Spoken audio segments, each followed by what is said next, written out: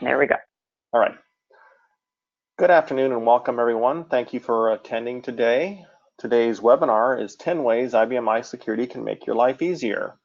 I'm John Vanderwall, your host for today. I'm the Vice President and Business Unit Manager for Help System Security Services. And joining me is Carol Woodbury, who's the Vice President and Technical Lead for that same group. So Carol holds CISSP, CRISC, and PCIP credentials. She's also the author of a commercially available book on IBM iSecurity. In fact, it's the only commercially available book on IBM iSecurity. And you can find that at Amazon.com. Just go there and search for Carol Woodbury and you'll see the different books that she has to offer. Be sure you get the latest one because there are some earlier ones that are out there too, which is kind of fun to look at sometimes, ridiculously overpriced in some instances, but there you go. Anyway, I am going to just do a couple of quick logistic things here. You will receive an email at the end of this presentation.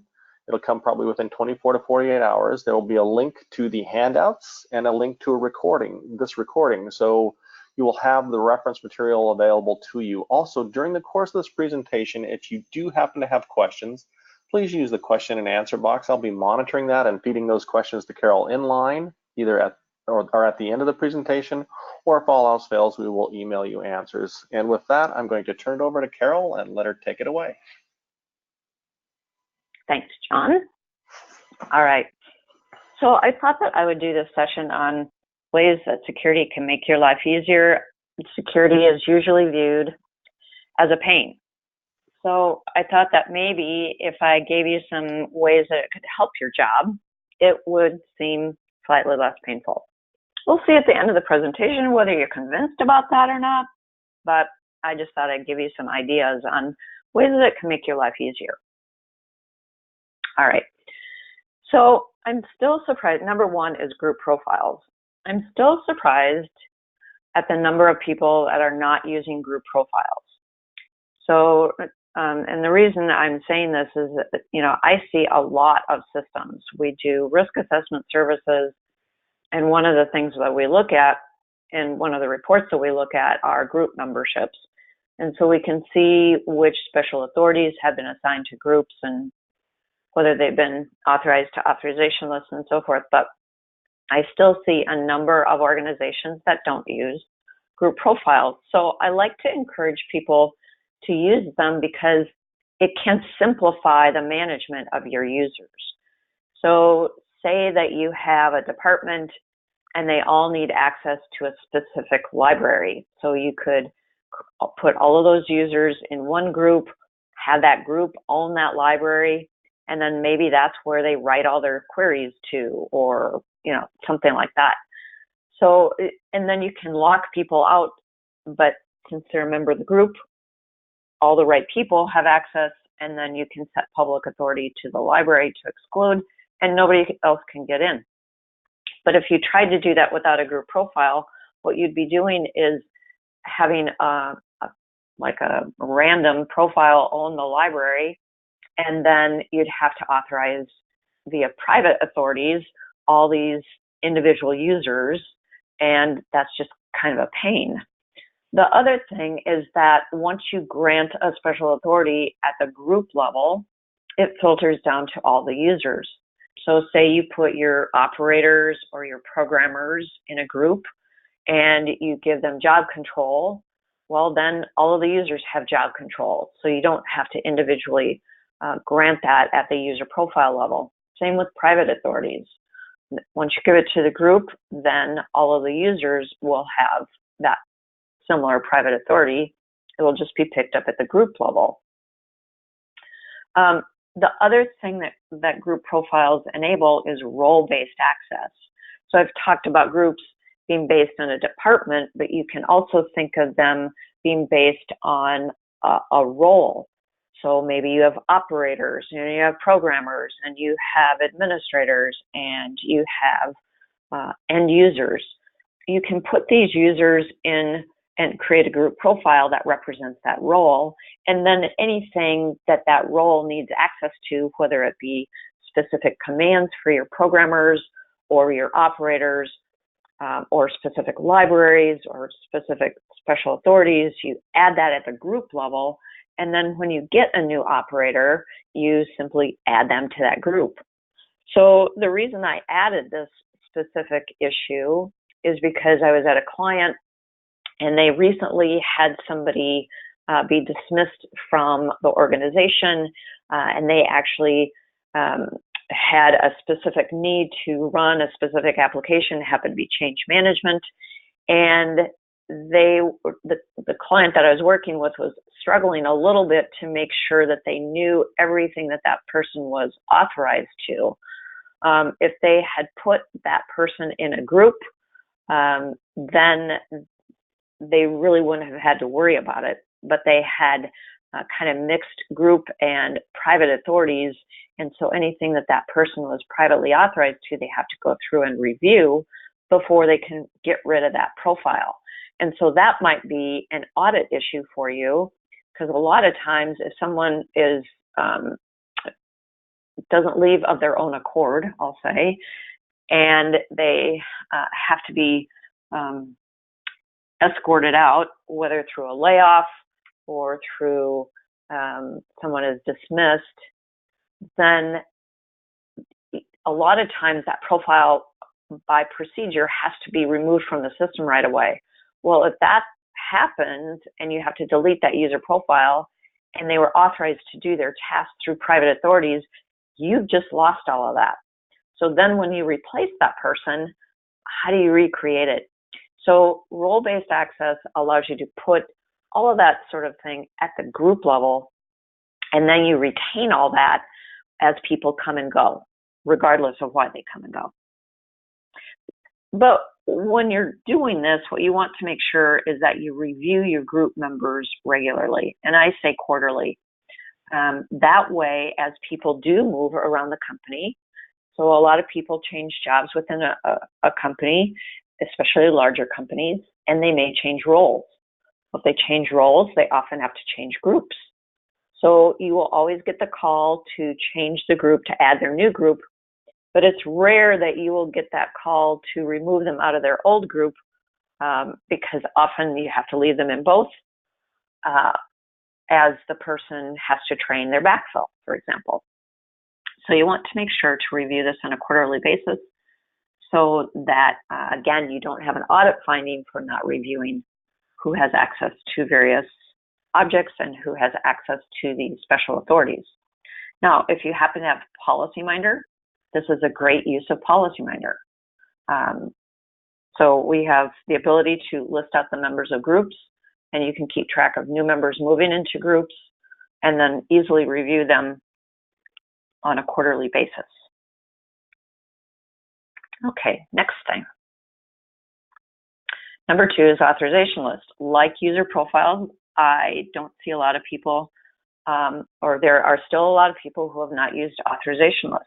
And the interesting thing with authorization lists, I feel like they still have a bad rap, or a bad reputation. And that reputation stems literally from the first release of AS400.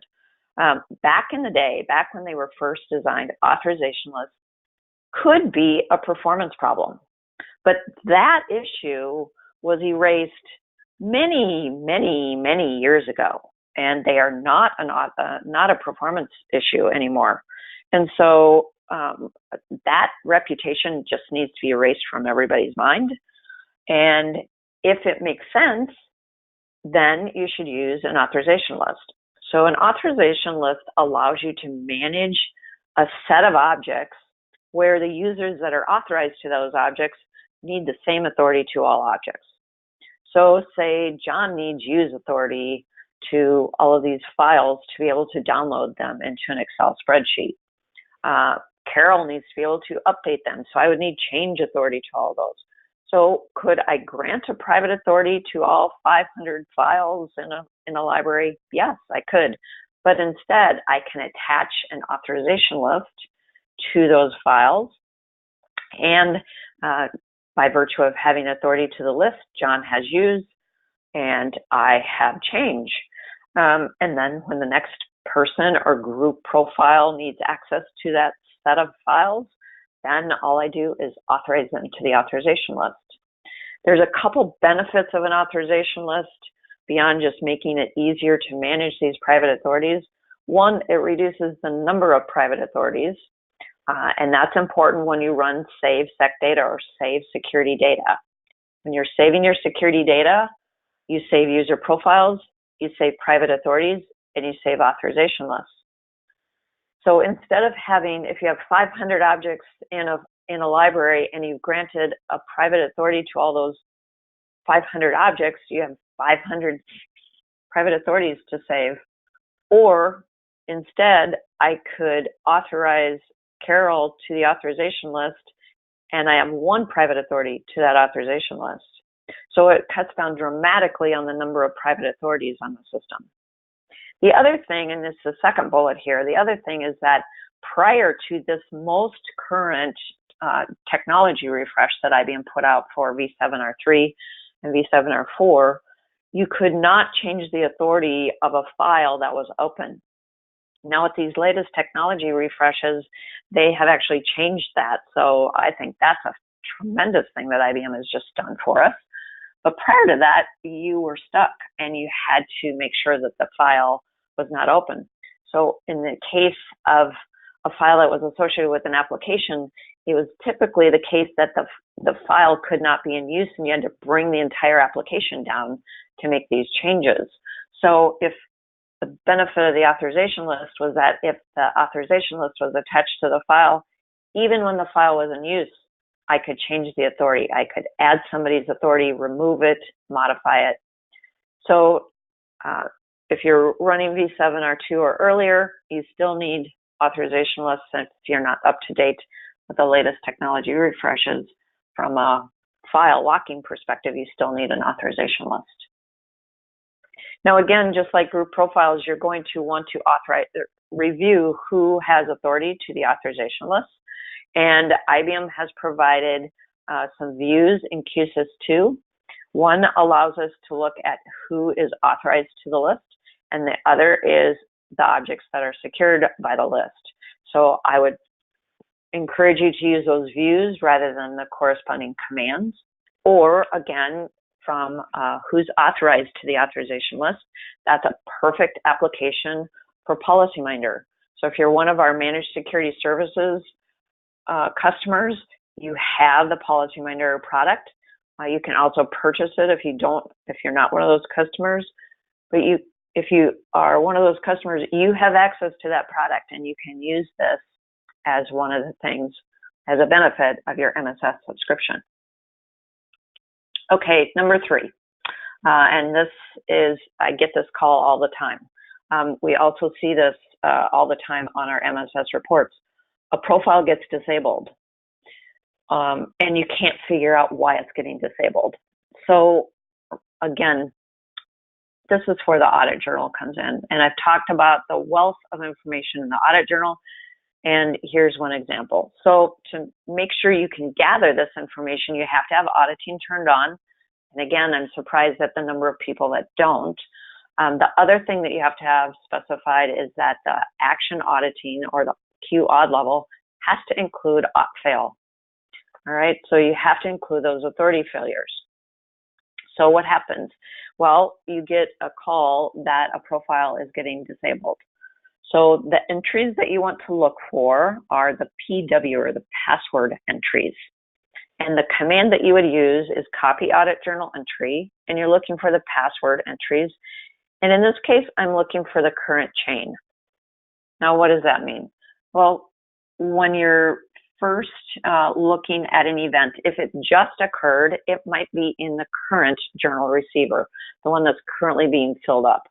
But if it's been a few hours or a few days, it might be in a journal receiver that's still on your system, but it's not the current one. So I'm going to say current chain. Now, if you have an idea of the date range when these profiles are getting disabled, you can specify a starting date and time, and then an ending date and time as well. So this is what the prompt screen would look like.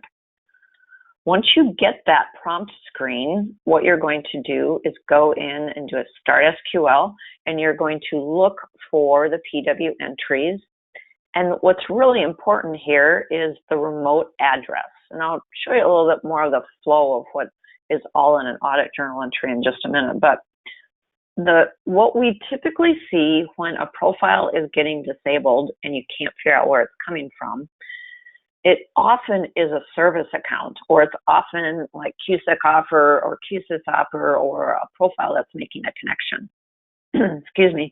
And it's usually that you have changed it on your main system, your main IBM I, and you've changed it in a script from like a Windows server that you know is making a connection and coming in.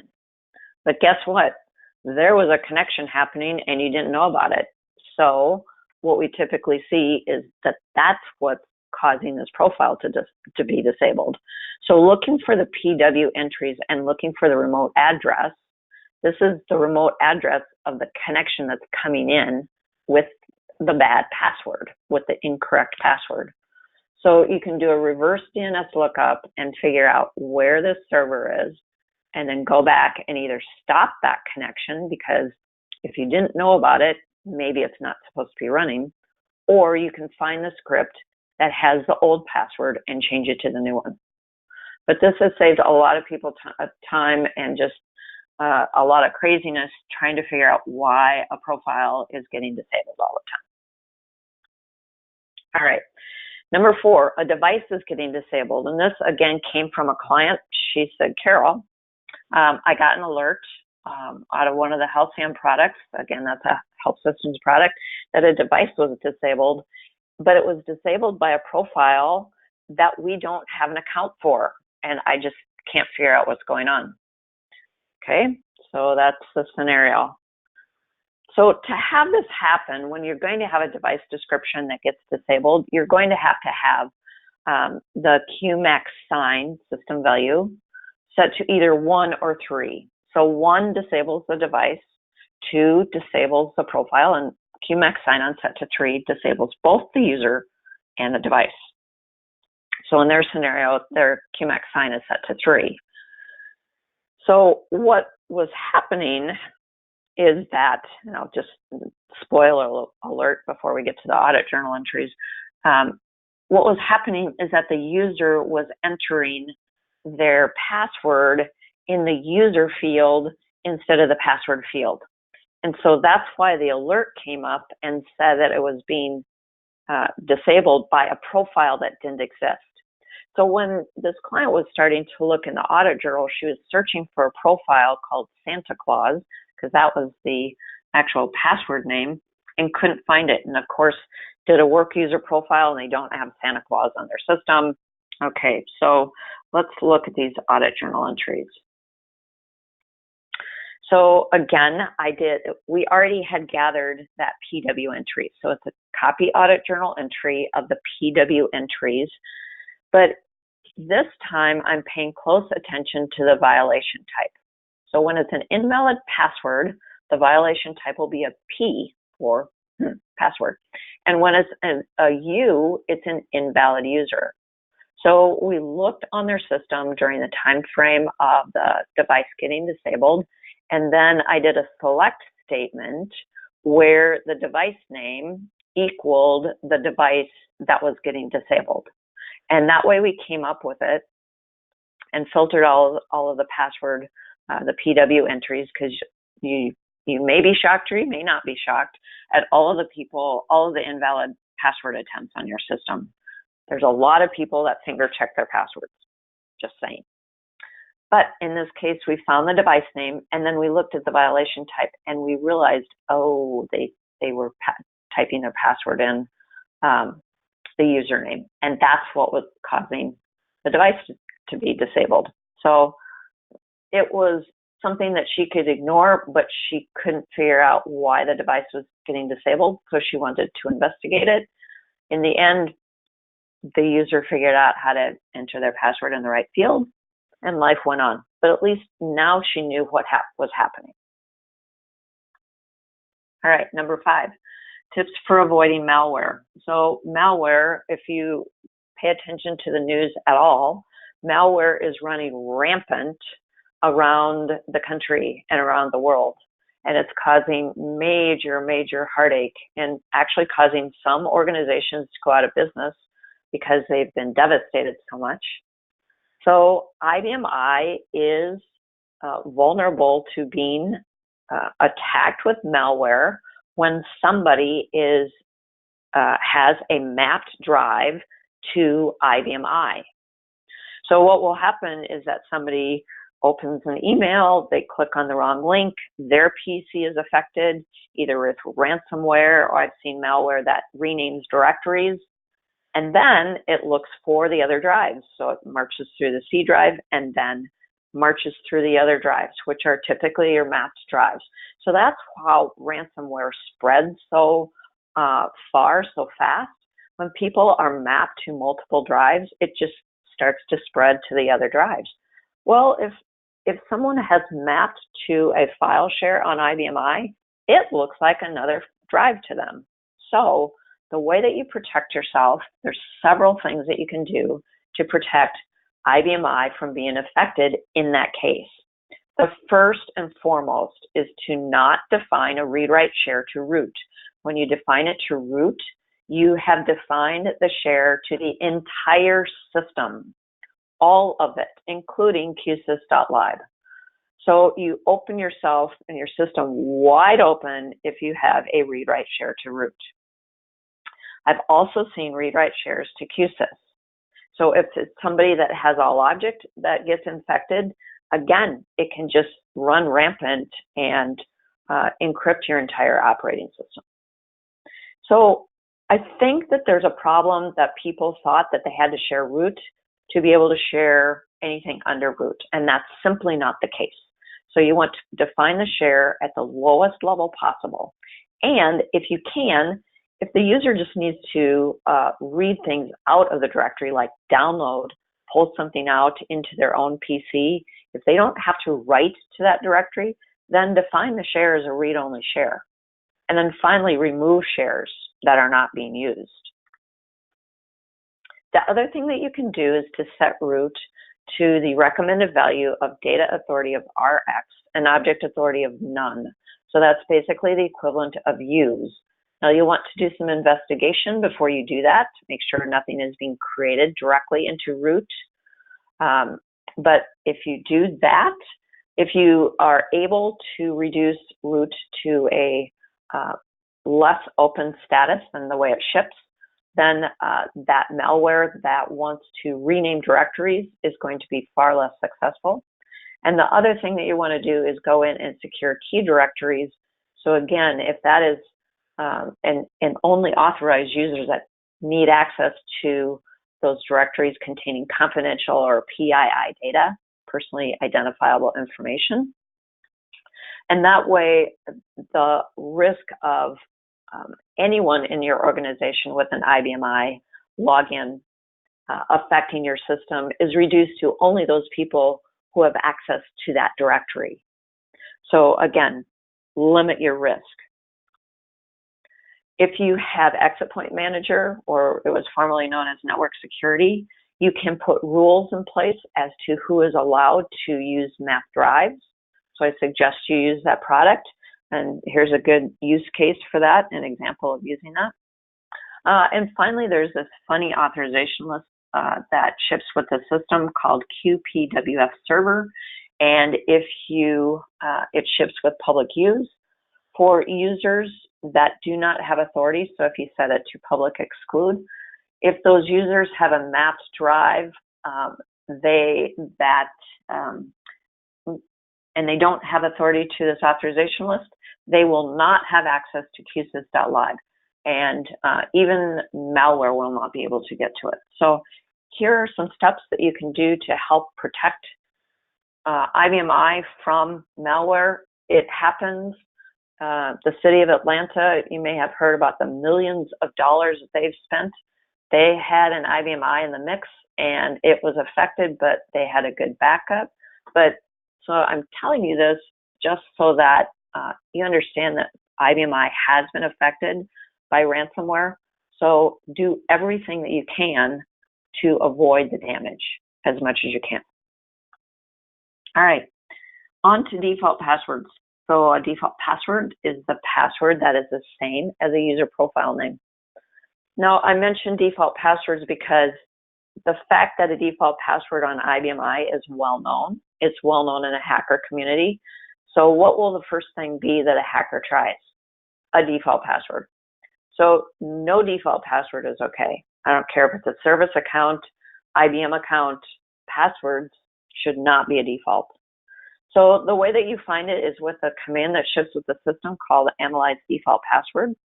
And you can actually avoid having profiles created with a default password if you use password rules instead of the individual password system values. And if you add limit profile name and all create and change. So adding all create and change says that any password that is entered, even when you create a user profile or change a user profile, must match the composition rules defined in QPassword rules. Limit profile name says that the password cannot be any part of the profile name, or that the profile name cannot be any part of the password. So the combination makes it so that you can't have default passwords. So define all of your rules, move your rules from the individual ones into this password rules, and add the all create and change, and you will prevent further default passwords from being created on your system. Now, if you absolutely positively cannot change a profile that has a default password, and say it's a service account, and you have set up all manner of connections with the service account, well, you will want to make sure that the initial program is none, or sometimes we see a service account that launches people into a very specific menu, maybe the nightly run or some sort of accounting process. And multiple people run this process, and that's the only thing that you can do once you've signed on with this profile. So make sure it's either none or a very specialized menu. Do not let it go into an IBM menu. Make sure the initial menu is sign off, and make sure the attention program is none. So here's a little trick of the trade. When we are doing our penetration testing, one of the things we'll do is look for profiles with a default password, and we will try to sign on interactively with that. If these values are not set to these values, we can exploit that password. You might not think we can, but we can. The other thing that you'll want to make sure is that you add rules to Exit Point Manager to block the access. So if this profile is supposed to come in and do ODBC, then block it from using Telnet and or FTP and DDM and anything else that you don't want it to be able to do. So again, limit the risk. You're not going to eliminate it, but you can limit down the risk of what this profile can be used for. Again, you're not eliminating it, but you will scope it down. All right, the next one is accidental deletion or modification of objects. So you may have, I've been on site with people and administrators have taken calls and somebody says, I had a file just disappear out of the IFS. I don't know how it happened. Or a user accidentally uploads a file instead of downloads it. Maybe they hit the wrong button. A developer updates the wrong file when test and production are on the same system. It's not, I mean, it's a little shocking to me, but I see it quite often where test is on the same partition as production. Accidents can occur. And why can they occur? Because users are authorized to perform whatever it is they try to do. If they didn't have as much authority, then in the case of a user trying to download data and they hit the wrong button and they uploaded it, if they only had used authority to that file, they would not be able to upload it, right? They'd get a not authorized message, an accident averted. Having a good security scheme is probably one of the biggest benefits of having a sound security scheme, is preventing the accidental error. Accidental errors, nobody means to do these things. Nobody means to delete the wrong file or upload instead of download or update the wrong file. Developers obviously are trying to do their job, and a lot of accidents happen just because people have too much authority. So how does that happen? Maybe they have all object. Developers do not need all object. So if they're on a test partition and they have, or if they're on production system and test is on the same partition, and they say that they need all object to do testing, well, you've just given them all authority to all your production files as well. So you'll want to use something like Authority Broker in that case. If they need to elevate their authorities in some cases and not others, you can parse out where they have authority, or use good object authority, or better yet, take QA and test off of your production partition. The other thing that can happen is that users are a member of the profile that owns the application. Remember when I was talking about group profiles, anything that a group owns, that all authority filters down to all of the users.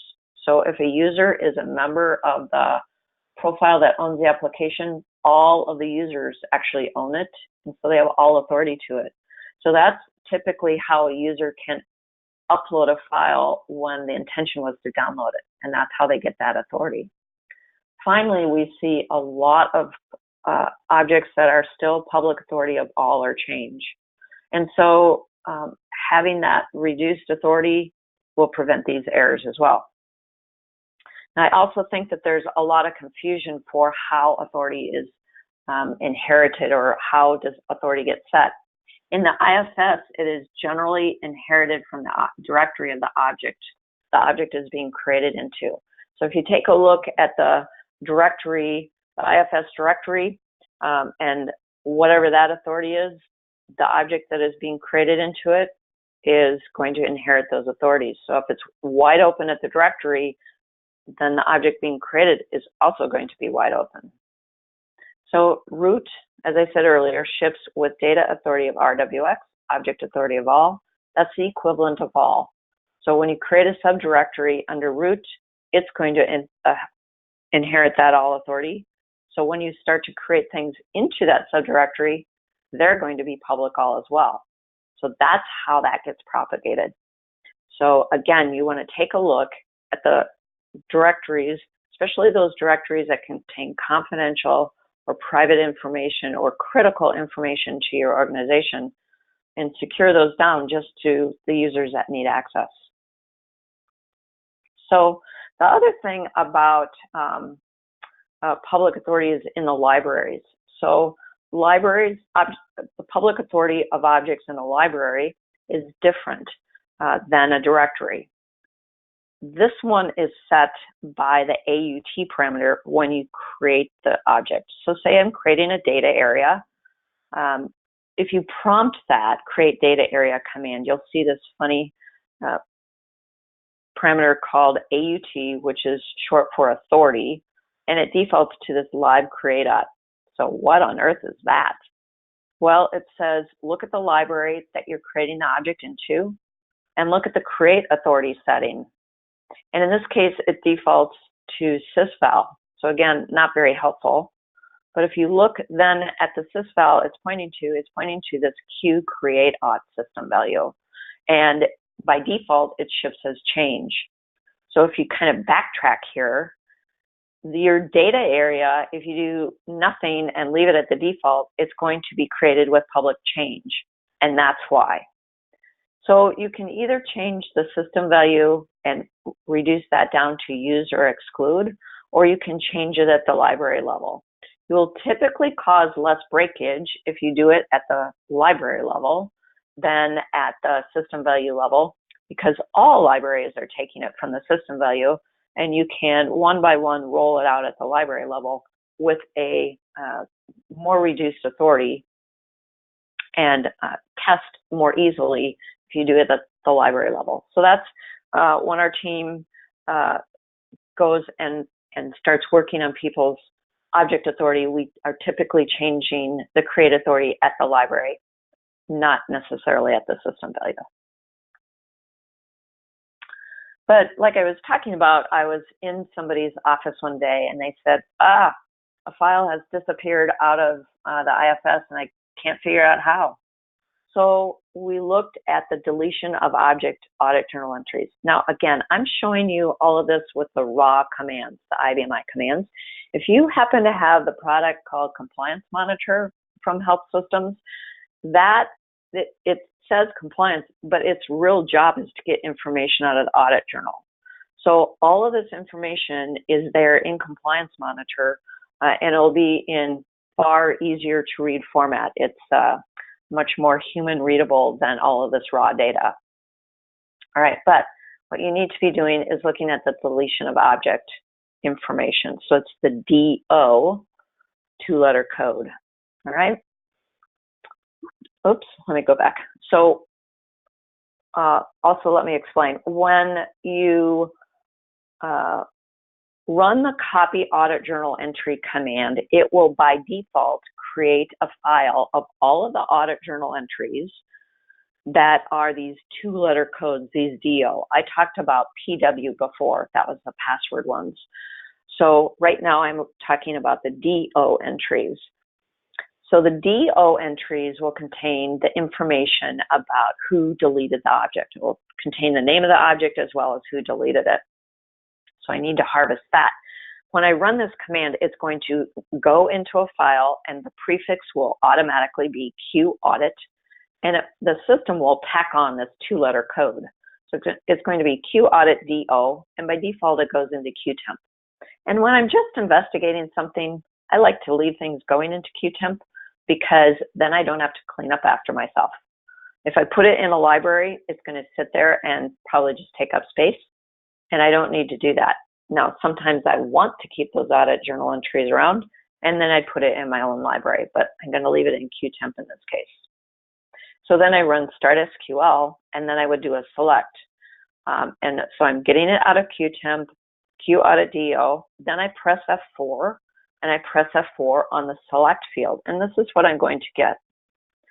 So typically it comes in a different view and it doesn't have this text description. So I like to see the text description of what all of these fields are. And so I've pressed F11 in this case. So this allows me to select the fields out of each individual audit journal entry that I want to see. There's, like I say, there's a lot of information in the audit journal, but I don't need to see all of it. So I'm going to select the timestamp because I want to know when this happened. I want to know the name of the job, where it occurred, as well as the name of the program and the program library that was running at the time of the delete. Now I'm also going to pull in this user profile. Now you may be saying, why are you pulling this in? Because you already have the name of the user in the job. That's true, but the name of the user in the job may be different than the user that actually did the deletion. So for example, if this was coming in over an ODBC connection, the name of the user is going to be Q user. Well, it's not Q user that did the delete. It was a different user. It's whoever made the request. And that person that made the request is this second user profile. So I'm pulling that in. All right, so then I'm going to page down, and I'm not going to choose anything here, but this represents the end of the header. So when I say header, all journal entry types have the same information in the header, and you know that you're done with the header because the remote address is the last thing in the header. Now from now on, it's all unique based on the type. Now, if I was looking for information or an object that was deleted out of a library, I would want to pull out this information that I've shown in this red box, the name of the object, the library name, object type. But I'm talking about something in the IFS, and these are 10-character fields. A path name does not fit in a 10-character field. So I have to scroll down way to the end. I'm going to scroll down once, twice, up. Okay, so at the very end of the entry, I pull in the path name. Once I do that and press enter, this is what I'm going to see. So I've got my timestamp, the name of the job, the user that was running, at the time, which happens to be the same as the user profile, and the path name. All right, so now I know exactly what was going on at the time. And here is the select statement that I use. Now, there's a lot of activity that goes in and out of the IFS, so I added a where clause because I just wanted to filter down just to the example that I was trying to use today. Okay, so we talked about accidentally deleting something. What about people that create things into the wrong library, either, again, purposeful or accidentally? So the scenario here is that we've worked with a number of our clients that have audit requirements to make sure that nobody is creating things into the production library. Now, again, if they don't have authority to create things into the production library, they're not going to be able to. But sometimes they have to prove it. So this is actually a scenario that we used with one of our MSS clients. He wanted a way to have us show him who is creating things into production and outside of the normal change management promotion process. So we eliminated the name of the profile that normally does their change management promotions, and we are able to show all the creations into the production database or object library where their files are, where their programs are, and show who is either bypassing change management or had to do an emergency fix. So, again, library authorities can prevent people from creating things into production, as well as user profile configuration. If they're not a member of the profile that owns the application, they aren't going to be able to create things into something owned by that profile. So you need change authority. The goal is to not give people change. You need change authority to the library to create a new object into it. So if you set public to use, that will reduce your risk. And again, don't make the users a member of the profile that owns that library. So how do we figure this out though? So in this case, we're going to look at the CO entries, the creation of object entries. And I used a select statement where the creation was into production data. And one of the reasons I wanted to show this is because you get an idea of whether this is a new program or a replacement. When it's a program object, this entry type is a new or a replace. So this, again, is useful information, especially that replace.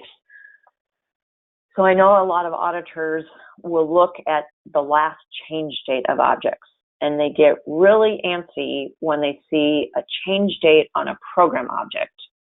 Well, the problem with a change date on a program object is that that change date could have occurred by somebody being granted authority, somebody changing the text description on the file or the program object.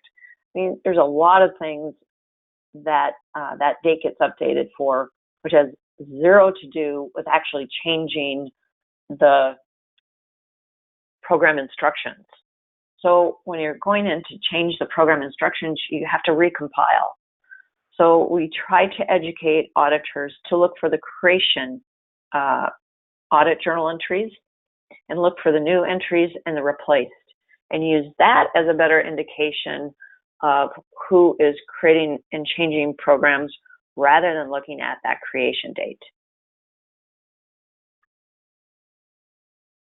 Number 10 is how security can help you, is that a job got canceled or held.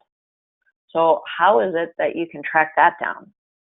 And again, a lot of times auditors are asking you to make sure that you know that processes were run, especially when it comes to financials. So one of the things you have to avoid is giving people job control.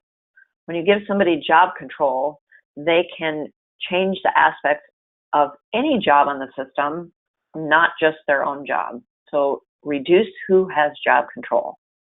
And then if you need to look and see who has held a job or canceled a job, you look for the JS audit entries. Now, this is less likely that you are going to have this in the odd level system value. It is a very handy audit journal entry to have. Unfortunately, it generates a lot of audit journal entries because what it does when you turn on job data or the subset of job base is that it will generate an audit journal entry for every start, stop, release, hold, cancel of a job on the system. So you can imagine if you have a really busy system that you're going to have a lot of audit journal entries. So you may not have this specified, but it's incredibly handy when you do. So what you would do is use that copy audit journal entry command to pull the JS entries. And then when you start to look at them, you'll want to look at a couple different things. So maybe you had a batch job that was canceled or held. So this is where the information in Security Reference Appendix F can come in handy. So you open that up, you go to Appendix F, and you'll see all of the two-letter type codes. So this is a JS. You'd scroll down, and this outlines all of the entry-specific information. So all of the options that you could get for the values in the fields in these audit journal entries. So you can filter on the field, the job type field, and maybe you just want to filter out all of your audit journal entries for your batch entries, for example. And then you could filter it down further, and you could say, I want to see all the ones that were held. So again, if you don't know what the options are for certain fields, look in the Security Reference Manual, Appendix F, and look for the two-letter code of the audit journal entry that you're looking for. All right, number 11. So I don't know if anybody notices, but you're getting a couple bonus things to make your life easier. The presentation was called 10 things, but I came up with 12 actually. So the next one is intrusion detection. And again, the audit journal, and there's different types of audit journal entries that can help you start looking for early warning signs. And one of those is called attention event. So this is an IM audit journal entry type. It's called intrusion detection. And what we found is that it does a really good job of warning us that malware has somehow gotten into the network. And so it's an early warning sign that you can go, and again, it's an IM entry. Remember that header has the IP address, so you can find out where the attack is coming from. Also, it's not just the audit journal entry that you want to configure. So what you need to do is go into Navigator for I and configure the type of events that you want to monitor for. So these are events at the stack base. These are low level events that will happen. And so there's a different manual that was written for this. It's not in the Security Reference Manual. So I've provided a link to that manual. It's pretty short, but it will tell you how to go into Navigator for I to configure which events you want to be alerted on. And you can actually put an email in that and be alerted via email. You can be alerted after 5 attacks or 5 events of the same thing. And a lot of customization that you can do to try to fine tune it and not get false positives. But again, we've used this numerous times to detect malware, and it's just kind of an early warning so that it doesn't spread around the network. Okay, early warning signs of misconfiguration. Again, I did a whole presentation on this actually, so I've put the link to that webinar in here that you might want to go back and look at. There was an opportunity that I got to help somebody determine if their system had been breached or not. So this webinar goes through and walks through that process. So again, if there are things that you can do to find an early warning of misconfiguration, obviously you'd want to do that. So things like looking for a password, the PW entries where the username is root or admin, Now, it's very likely that you don't have either a root user profile or an admin user profile defined on your IBM system. So if you see those PW entries where that's the username, something's likely occurring, especially if that IP address is an external IP address. So there's various things that you can do to configure IBM I as an early warning signal for something that has happened that's probably due to a misconfiguration where your system has been exposed to the internet. All right, so that's number 12. You got a couple bonus ones. And with that, I'm going to turn it over to John. And if you have any questions, make sure that you ask. Yes, thank you, Carol. Again, while I'm going to talk for the next few minutes about our services that we have here at Help Systems and some of the products that we have that Carol mentioned during the course of this presentation.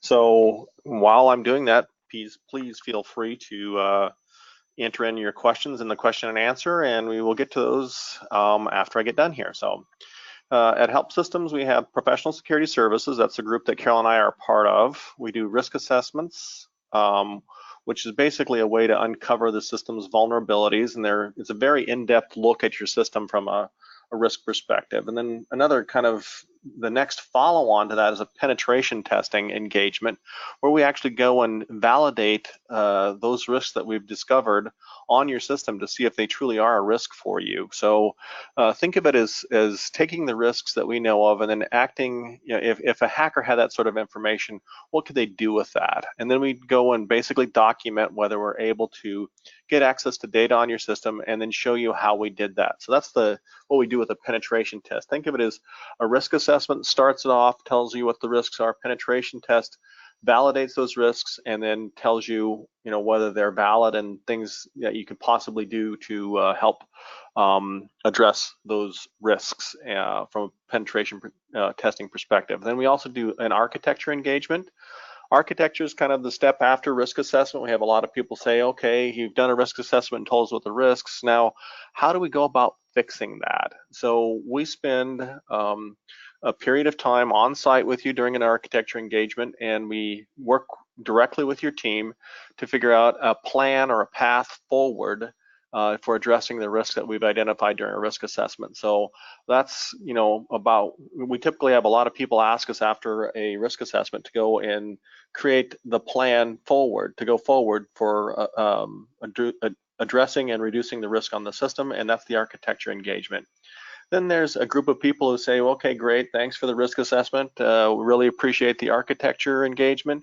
Now, could you help us actually, fix the risk on the system and make our system much more secure? And that's a remediation engagement. So as you can see, we start up in the upper right-hand corner, we're moving around the circle to the left. And so we do remediation for a lot of our customers, and we actually go and help them. And Carol's mentioned that during the course of this presentation, that a lot of the material you'll see in these presentations from Carol actually comes from us helping various customers with remediation. So we get to see up close and personal what risks they're facing, how they're affecting their systems, and then how we can help them fix that and address that in a way that helps not only protect their data, but also dovetails with how they do business. And then we also offer single sign-on managed service and managed security services. Single sign-on managed service is all about password elimination. This is not password syncing. No, not password syncing. This is password elimination. This is being able to do single sign-on in such a way that you can actually eliminate passwords by setting the password value to *none. Which basically doesn't allow a person to sign on with a profile, but they still would have access because of single sign-on. So if you're interested in single sign-on as a way to kind of reduce those help desk calls about passwords, give us a call. And then finally, we have managed security services, and that's basically a lot of auditors ask people how often they pay attention to their security. Is it on a regular basis that they're paying attention to their security? Do they do it periodically, or is it a fire drill when the auditors show up? Now, probably most of the people we talk to, with the exception of our MSS customers, treat it as a fire drill. And we've been selling our managed security services here at Help Systems for a number of years, about 6 years now. We have a number of customers who basically get a monthly report from us with recommendations where we are monitoring 10 to 15 key security indicators, and then we give you recommendations on what you can do to correct that. So that's our services. Next slide, Carol. Okay, yeah. These are our software products, and during the course of this presentation, you heard a number of products mentioned by Carol. The first one she talked about was Compliance Monitor for IBM I. Now, while the name suggests compliance, really what it is used for is presenting information out of the audit journal in such a way that it's human readable, as Carol said. So a number of times during the course of this presentation, Carol referred to the audit journal and showed you different entries on how to get the raw data out of the audit journal. Well, Compliance Monitor is a great tool for basically combing through a lot of those audit journal records and finding the information that you need in order to, help reduce your risk and also to help you improve your security. So it's a real great tool for that. Then we have privileged access management called Authority Broker. Carol mentioned that in about slide number 7 or point number 7 with accidental deletion and how people have too much authority.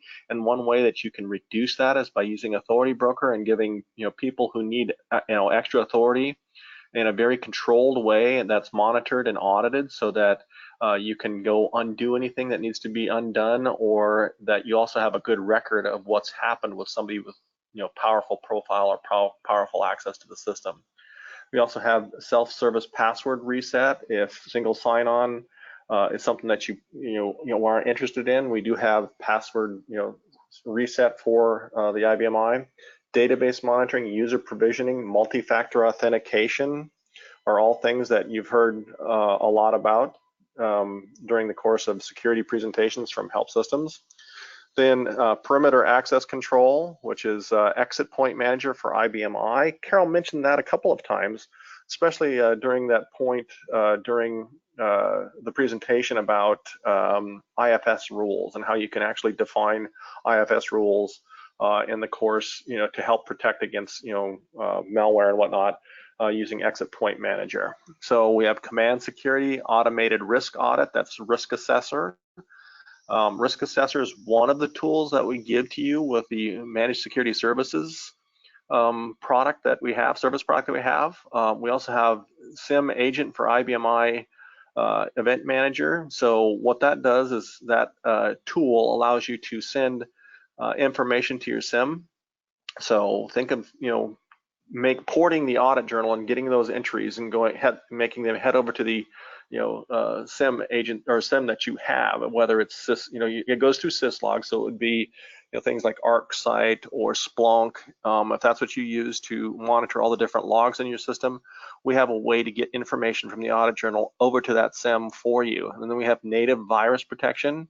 We have Policy Minder. Carol talked about Policy Minder as a way to control and help with authorization lists and group profiles, so that you can kind of control how people go in there and removing people from those when the time comes. And then we have secure managed file transfer with Go Anywhere. And then finally, if you have nothing else that you would want to do, there is the free IBM I security scan that we offer through Help Systems. That's a great first look at security on your system. It gives you a broad brush and a quick look at all of the different ways you could be improving security on your system. Not as in depth as our risk assessment, but it certainly does give you a first look, and it's free, so it's worth taking a look at that if you have the opportunity to. So with that, Carol, I guess we are up to questions, and you must have done a mighty fine job because we have no questions at this point. So now that I've dumbfounded them and they don't know how to ask a question about it, one or the other. One or the other. Not the case. Oh yeah. Dear. So anyway, we have just a couple minutes left, and I don't see any questions coming in, which is no problem at all. So again, after this presentation, you will receive an email from Help Systems within 24 to 48 hours. It'll have a link to this recording, and it'll also have a link to the handouts or the presentation material that you just saw. So we appreciate everybody attending. Thank you so much. And with that, I'll stop the recording and we'll let you go on about your day. Thank you all. Have a great holiday season.